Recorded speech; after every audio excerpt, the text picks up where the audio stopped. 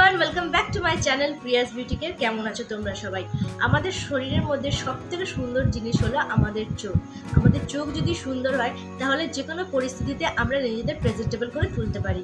কিন্তু চোখের তলায় যদি মোটা মোটা ডার্ক সার্কেল থাকে তাহলে যত সুন্দরভাবে আমরা নিজেদের প্রেজেন্ট করতে চাই না কেন তা সেটা সম্পূর্ণভাবে নষ্ট হয়ে যায়, সেই সঙ্গে আমাদের কনফিডেন্সও।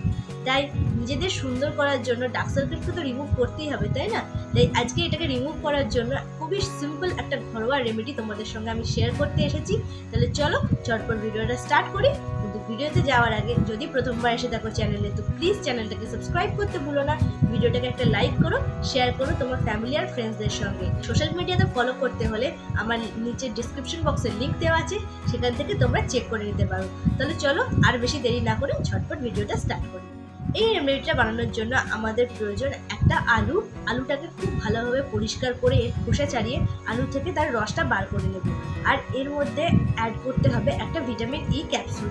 আলুর মধ্যে আছে অ্যান্টিঅক্সিডেন্ট প্রপার্টিজ, যা আমাদের শরীরের যে কোনো কালো ছোপকে দূর করতে সাহায্য করে।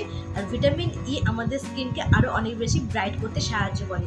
এই দুয়ের মিক্সচারটাকে খুব ভালোভাবে মিক্স করে আমরা ফ্রিজের মধ্যে স্টোর করে রেখে দেবো। তোমরা এই মিক্সচারটাকে 7 দিন পর্যন্ত ফ্রিজে স্টোর করে রাখতে পারো।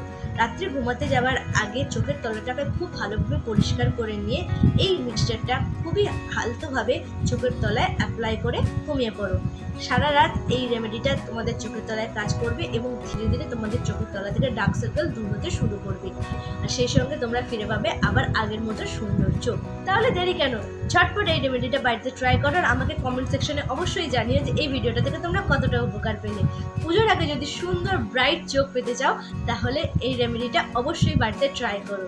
So that's it for this video. I hope তোমাদের এই ভিডিওটা একটু হলেও হেল্পফুল বলে মনে হবে।